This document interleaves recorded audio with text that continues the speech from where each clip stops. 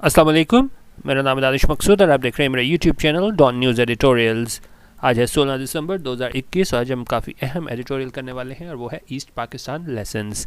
अच्छा जी, सबसे पहले जो है 16 दिसंबर की तारीख काफ़ी तल्ख यादें लेके आती है।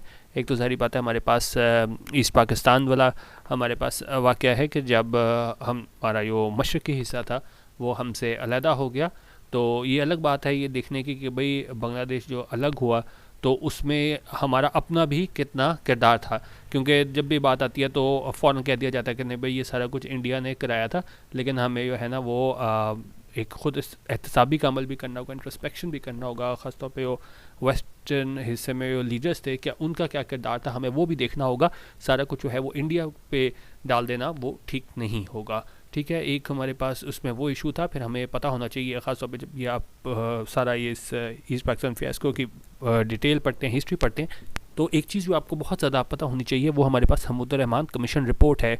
यहाँ थोड़ा सा मैंने उसके टच किया था। यहाँ पे बेसिकली ये है क्या, ये हमूदुर रहमान कमीशन रिपोर्ट थी और इसको आप वॉर रिपोर्ट भी कहते हैं। और ये किस बारे में थी, ये थी इसमें गवर्नमेंट ऑफ पाकिस्तान की इसमें ऑफिशियल और क्लासिफाइड कॉन्फिडेंशियल पेपर्स थे, जिसमें इवेंट से हमें पता चलता था कि किस तरह ये ईस्ट पाकिस्तान ये अलहदा हुआ और 1971 वॉर जो हुई इंडिया के साथ, तो हमें उस वहाँ से पता चलता था कि क्या वाक़यात हुए जिसके नतीजे में है ना वो हमारा मशरक़ी हिस्सा हमसे अलहदा हो गया। तो हमूदुर रहमान कमीशन रिपोर्ट इसको आप ज़रूर डिटेल से चेक कीजिएगा। अच्छा, अभी एक ज़ाहिर है ईस्ट पाकिस्तान वाला इशू है और वो डायरेक्टली तो मतलब ताल्लुक़ इससे तरह नहीं है इस एडिटोरियल से, लेकिन 16 दिसंबर को ही हमारे पास APS में बच्चों को शहीद भी किया गया, तो वो भी है वो 16 दिसंबर को हुआ था। तो यकीनन काफ़ी तल्ख़ यादें हमारे पास मौजूद हैं इस 16 दिसंबर के हवाले से। अच्छा, एडिटोरियल आज हम देखते हैं ईस्ट पाकिस्तान लेसन्स के क्या लेसन्स सबक हमें मिले कि जिस मिल सकते हैं, मतलब कि जो हमारा जो मशरक़ी हिस्सा था वो हमसे अलहदा हुआ। ठीक है, अच्छा अब हम इसमें देखते हैं कि किसकी गलती थी जिसकी वजह से ये हमें देखना पड़ा कि जो मशरक़ी पाकिस्तान वो था वो वहाँ पे अलहदा हुआ हमसे। अच्छा, कह रहे हैं जी 50 years ago on this day, 50 साल पहले इस दिन क्या हुआ, Pakistan eastern wing broke away to form the independent nation of Bangladesh following a bloody spasm of violence। उन्होंने कहा 50 साल पहले क्या हुआ इस दिन, जो पाकिस्तान का ईस्टर्न विंग था, जो पाकिस्तान का मशरक़ी हिस्सा था, वो क्या था, ब्रोक वे होता है किसी चीज़ से कोई अलहदा होना। ठीक है, तो मतलब वो अलहदा हो गया जो हमारा मशरक़ी हिस्सा था, क्या करने के लिए, टू फॉर्म बनाने के लिए the independent nation of Bangladesh, एक आज़ाद कौम बांग्लादेश बनाने के लिए अलहदा हुआ। Following a bloody spasm of violence, और ये कब हुआ, फॉलोइंग यानी कि किस चीज़ के बाद हुआ है कि ये ब्लडी स्पैज़म वायलेंस बहुत ज़्यादा जो है ना ब्लडी खूनी स्पैज़म ऑफ वायलेंस जो है ना वो तशद्दुद वाक़यात जो थे उसके बाद जो है ना हमें ये चीज़ देखने को मिली कि पाकिस्तान का जो मशरक़ी हिस्सा था, विंग था, वो अलहदा हो गया एक आज़ाद और ख़ुद मुख्तार कौम बनाने के लिए, किस फॉर्म में, बांग्लादेश के। ठीक है, तो ये आगे हम इसको देख लेते हैं। कह रहे जी, it was a tragedy of immense proportions, but the denialism that existed in 1971 among residents in the West Wing will still pervade our national consequences today। अच्छा, उन्होंने कहा ये ट्रेजिडी थी। ठीक है, कैसी ट्रेजिडी थी, of immense proportions, immense proportion के बहुत बड़ी ट्रेजिडी थी। मगर हम इसको हम क्वांटिटेटिव फॉर्म में लेके आए ना, तो मतलब हम ये नहीं कह सकते कोई छोटी बात थी कि आपका एक पूरा वो हिस्सा अलहदा हो जाना, तो यकीनन ये क्या है, एक ट्रेजिडी थी, इमेंस प्रोपोर्शंस की थी। लेकिन क्या है, बट द डिनायलिज़म क्या होता है, ये हमारे पास ना एक, अगर हम बात करें जी in the psychology of human behaviour की बात करें तो डिनायलिज़म क्या होता है, is a person's choice to deny reality, कि जब एक शख्स जो है ना वो बिल्कुल झुटला देता है रियलिटी को, हकीकत को, as a way to avoid a psychologically uncomfortable truth. जब आप कोई एक सच जो क्या है आप उसको ना एक्सेप्ट करना चाह रहे हो ना, तो आप क्या चीज़ इख्तियार करते हो, क्या बिहेवियर होता है आपका, डिनायलिज़म, कि आप उस चीज़ को तस्लीम ही नहीं करते। तो उन्होंने कहा ये जो ट्रेजिडी थी इमेंस प्रोपोर्शंस की, लेकिन जो है डिनायलिज़म एग्जिस्टेड, क्योंकि उस टाइम पे ये तस्लीम ही नहीं करते थे। कौन, 1971 में among residents in the west wing, के जितने भी वहाँ पे रहने वाले लोग थे वेस्ट के विंग के, ख़ासतौर पे मतलब जो पावर में थे, वो क्या है, still pervades our national consciousness today. तो अभी भी वो क्या करता है, वो मौजूद है। ठीक है, हमारे नेशनल कॉन्शियसनेस क्या होता है कि ये चीज़ state of being aware of and responsive to one surroundings, ठीक है। तो उन्होंने कहा ये ट्रेजिडी थी, बड़ी ये ट्रेजिडी थी, लेकिन ये डिनालिज्म था कि बिल्कुल आप हकीकत को झुटलाओ, जो मौजूद थे 1971 में, वो क्या है जो वेस्ट विंग में मौजूद थी, उन्होंने कहा वो अभी भी है हमारे पास नेशनल कॉन्शियसनेस में टुडे, ठीक है। तो डेट ईयर, अच्छा उस साल क्या हुआ, the day after Dhaka fail, और इसका क्या मतलब है कि उस दिन जब क्या है एक दिन बाद जब ढाका फेल, यानी क्या मतलब कि ढाका जब अलहदा हो गया था, newspapers carried headlines quoting the then president military ruler general Yahya Khan as saying that the war would continue till victory. अच्छा उस जब ये ढाका अलहदा हुआ तो अगले दिन की न्यूज़पेपर क्या थी, उसकी हेडलाइंस क्या थी कि उसमें कोट किया गया था प्रेसिडेंट और military ruler general Yahya Khan को, और उसमें उन्होंने क्या कहा था, दैट वॉर वुड कंटिन्यू, कि जंग जो है वो जारी रहेगी टिल विक्ट्री, कब तक, जब तक कामयाबी ना मिल जाए। अच्छा अब ये तो कहते हैं बड़ी बड़ी न्यूज़ तो ये थी उसके जनरल याह्या खान के हवाले से, लेकिन क्या है, a less conspicuous news item carry true details. अब कॉन्स्पिक्यूस होता है ये चीज़ बिल्कुल क्लियरली विजिबल हो, जिस तरह हेडलाइंस में उन्होंने कहा बड़ा बड़ा ये बताया हुआ था जनरल याह्या खान का, तो उन्होंने कहा लेस कॉन्स्पिक्यूस न्यूज़ के मतलब कहीं छोटी मोटी जगह पे कहीं पे छोटी सुर्खी कहीं लगी होगी, और उसमें क्या था, उसमें उन्होंने कहा जो असल डिटेल्स थी वो उसमें दी हुई थी। कोलन लगा के बता रहे कि वो क्या डिटेल्स थी, Indian troops had entered Dhaka, के इंडियन ट्रूप्स थे वो दाखिल हो गए थे ढाका में, एंड फाइटिंग हैड स्टॉप्ड, और फाइटिंग है वो रुक गई थी, following an arrangement between the local commanders of India and Pakistan. किस चीज़ की, जब ये अरेंजमेंट हुआ, एक बातचीत हुई लोकल कमांडर्स के दरमियान इंडिया और पाकिस्तान के। अच्छा while for West Pakistanis Dhaka had fallen, उन्होंने कहा ये, जबकि अगर हम वेस्ट पाकिस्तानीज की बात करें तो ढाका है ये क्या है वो अलहदा हो गया था हमसे, most in the eastern wing saw it as liberation, लेकिन जो वहाँ पे ईस्टर्न विंग जो मशरक़ी वहाँ पे पाकिस्तान के लोग थे, उन्होंने उसको कैसे देखा, लिबरेशन के तौर पे देखा, आज़ादी के तौर पे देखा। Censorship had kept West Pakistanis in the dark about the situation.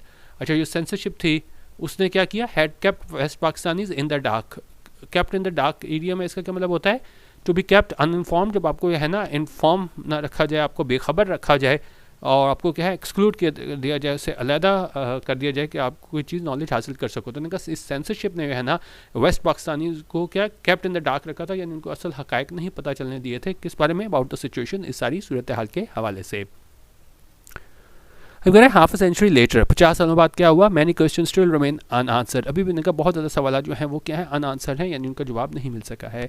For instance, मिसाल के तौर पे, why for decades was the population of East Pakistan treated as second class citizens resulting in their alienation from the state. अब सवाल पूछ रहे हैं कि क्यों ये मतलब ये सवाल जो हैं जो इनका मैं जवाब नहीं मिला, और उसमें क्या एक अहम तरीन सवाल है कि क्यों साल दर साल जो है ना ये पॉपुलेशन थी ईस्ट पाकिस्तान की, उसको ट्रीट किया गया एक सेकंड क्लास सिटीज़न के तौर पे, एक दूसरे दर्जे के शहरी के तौर पे, resulting in their alienation from the state. और उसका नतीजा क्या निकला, बिल्कुल अपने आप को उन्होंने एलिनेट, मतलब वो एलिनेट हो गया, अलहदा हो गए। एलिनेट होना होता है कि जब आप अलहदा हो जाते हो, एक दूसरे से कट के रह जाते हो।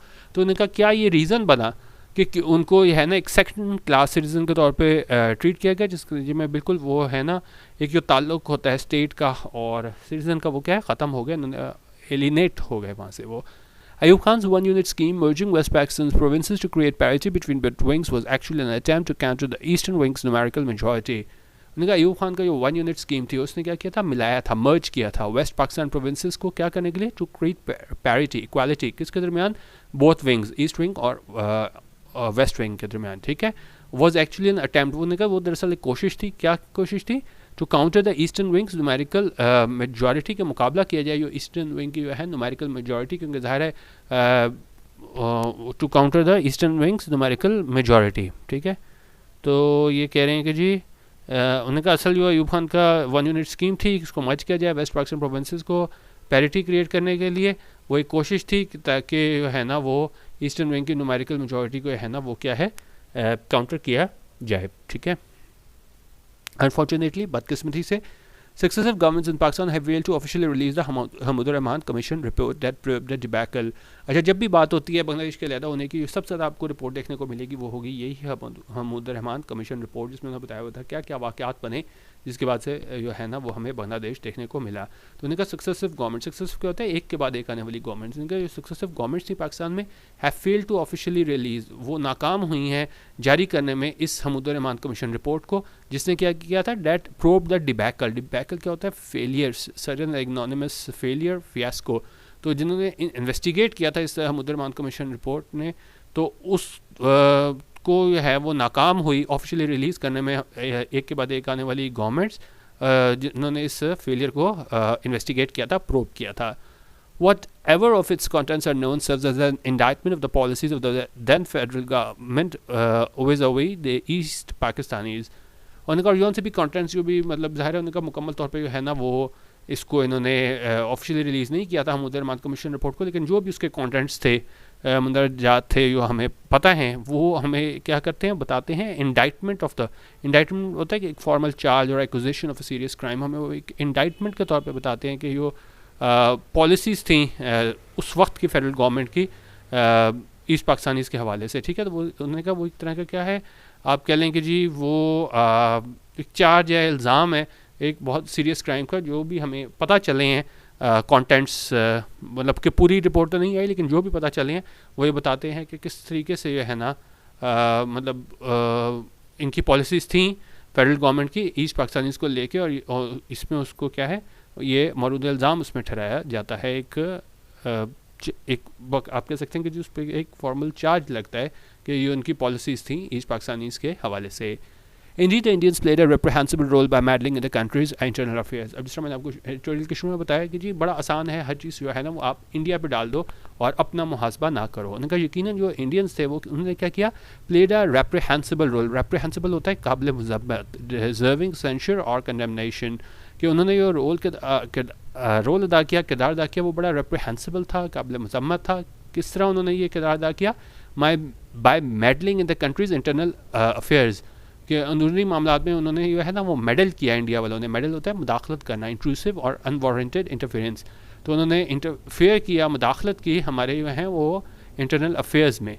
But it was united Pakistan own weaknesses that allowed them to do so. लेकिन क्या है पाकिस्तान की ओन वीकनेसेस थी, हमारी कमज़ोरियाँ थी, उसने इजाज़त दी कि वो ऐसा कर सकें. ठीक है, दूसरा भी आपको तभी आपको फॉर ग्रांटेड ले सकता है जब आप खुद कमज़ोर होते हो. तो उन्होंने कहा यहाँ पे इंडिया की जगह हमारी अपनी भी बहुत ज़्यादा क्या है कमज़ोरियाँ थी. One of the most egregious mistakes was to deny the majority their right to form a government after the 1970 elections. और एक सबसे बड़ी egregious mistake थी, बहुत ज़्यादा बैड, शॉकिंग, अपॉलिंग मिस्टेक थी, वो ये थी कि जी आप डिनाई करो, deny the majority their right to form a government, कि वो मेजॉरिटी थी ईस्ट में उसको क्या है आप डिनाई करो कि गवर्नमेंट बनाएं. कब? After the 1970 election. जब 1970 इलेक्शंस हुए तो मेजॉरिटी ज़ाहिर है किसके पास थी, deny the majority right to form a government. ठीक है, क्या सबसे बड़ी मिस्टेक ये हुई थी कि उन्होंने जो मेजॉरिटी में आए थे उनको गवर्नमेंट बनाने से डिनाई किया था, उनको हक नहीं दिया था 1970 के इलेक्शन के बाद. Instead a military operation was launched in March 1971 in the eastern wing. उन्होंने कब जायज़ के है ना आप मेजॉरिटी वालों को गवर्नमेंट बनाने का राइट देते कि वो मिलिट्री ऑपरेशन है वो शुरू कर दिया गया. कहाँ पे? मार्च 1971 में. कहाँ पे? ईस्टर्न विंग में. Thousands fled to India for refuge, और हज़ारों की तादाद में लोग हैं ना वो चले गए, हिजरत कर गए इंडिया में किसी से बचाने के लिए, जान रेफ्यूज के लिए.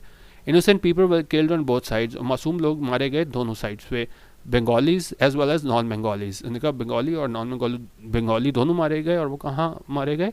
जो रह रहे थे living in the eastern wing, जो ईस्टर्न हिस्से में रह रहे थे वहाँ पे ये मारे गए. किसकी जानिब से? By state forces and Bengali militias. State forces और बंगाली मिलिशियस की जानिब से.